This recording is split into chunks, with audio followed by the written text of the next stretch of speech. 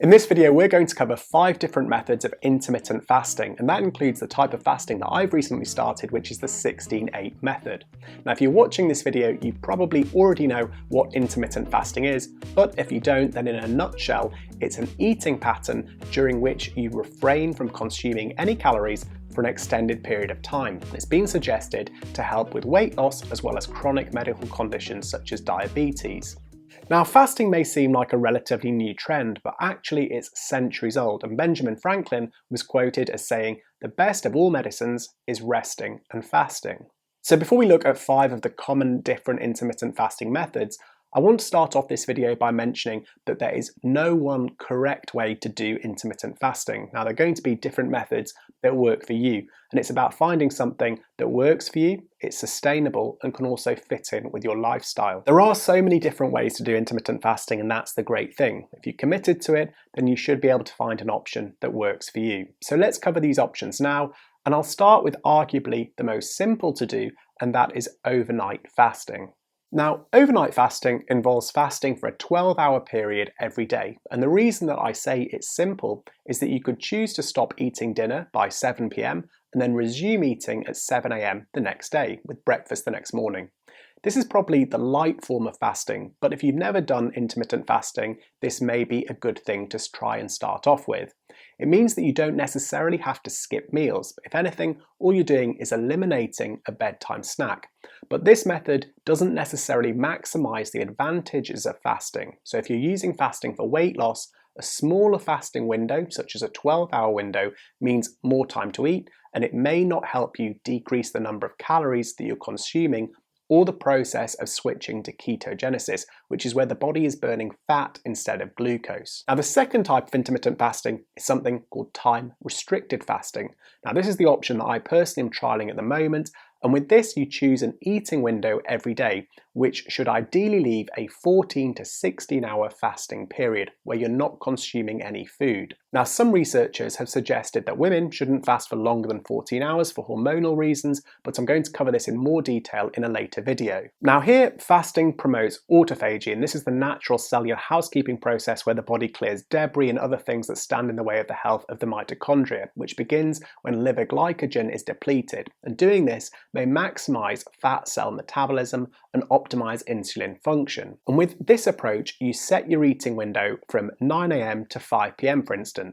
It can work especially well for someone with a family who eats an early dinner anyway. Then much of the time spent fasting is also spent sleeping anyway, so you don't technically have to miss any meals depending on when you set your eating window, but it is dependent on how consistent you can be. So if your schedule is frequently changing, or you need or want the freedom to go out to have breakfast occasionally, head out for a late date night, or go to happy hour, daily periods of fasting may not be for you. So the third type of fasting that we're going to discuss is something called the 5-2 method. So this is one of the most popular intermittent fasting methods, and the idea behind this is that you eat normally for 5 days, not counting calories, but also not overeating. Then on the other 2 days, restrict yourself to 500 or 600 calories a day for women and men respectively. Now, you don't have to have the fasting days be specific days, they can be days of your choosing, meaning, for example, you could decide to eat normally on a Monday and Tuesday, restrict the calories on a Wednesday, again eat a normal diet on a Thursday and Friday, restrict the calories on a Saturday,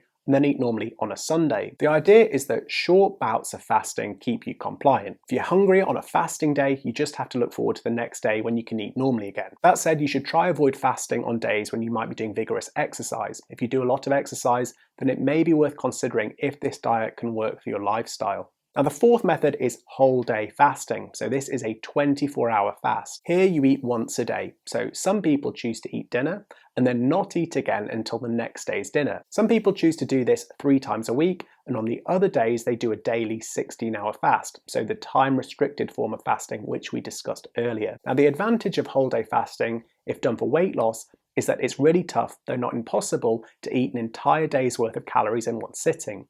The disadvantage of this approach is that it's hard to get all the nutrients you need that your body needs to function optimally with just one meal. It's also worth mentioning that this approach, because it's a 24-hour fast, is tough to stick to, but in between periods you can drink water, coffee or tea as needed. Now, you might get really hungry by the time dinner rolls around, and that can lead you to consume not so great calorie-dense choices, so this probably isn't great either in terms of your insulin spiking after a long period of eating or just eating the wrong types of foods. Other people may also notice brain fog. It's important to note, however, that you're still eating a meal every day, and so this means you can take medicines that you need to take with food at this time. And it can also fit into your schedule because you're able to still eat the meal a day, so you can still have that important social time with family or friends. Linked to this 24-hour period fast, there are things like 36 and 42-hour fasts, and if you want to know more about these, then please let me know in the comments section, and I can make a video explaining these in more detail if this is something people are interested in. Now, the fifth type of intermittent fasting that we'll briefly discuss here is something called alternate day fasting. Now, this approach was popularized by Dr. Varady, who's a nutrition professor at the University of Illinois in Chicago. Now, with the alternative day fasting, people might fast every other day, and the fast is consisting of 25% of their calorie needs, so typically around 500-600 calories. Non-fasting days are normal eating days. Now, this is a popular approach for weight loss. In fact, researchers found that in overweight adults, alternate day fasting significantly reduced body mass index, weight, fat mass, and total cholesterol. Now, you might be concerned about feeling hungry on fasting days, so those are the days you're only eating the 500 or 600 calories. But research that was published by Dr. Varady and her colleagues found that side effects of alternate day fasting, such as hunger, decreased by week 2, and that the participants who took part in these studies started to feel more satisfied on the diet after week 4. The downside was that during the 8 weeks in the experiment, study participants said they were never really full, which can make adhering to this approach a bit of a challenge. So that's an overview of some of the different and more common types of intermittent fasting, and as you can probably appreciate just from what we've covered, it's pretty varied. Remember, like I said at the beginning of this video, if you're going to do intermittent fasting, you should think about what works best for you, what you think is going to be sustainable, and ultimately what's going to be safest for your overall health. If you're unsure about how it's going to fit in with your lifestyle or whether or not it's going to work for you if you've got other medical conditions, then you should speak to a professional and qualified nutritionist or your own healthcare provider, because they're going to know your own personal history the best and they're going to be able to advise you accordingly. Also, remember, don't be hard on yourself when you're doing this. It's an individual journey and it's going to take time, so be patient and explore what works for you.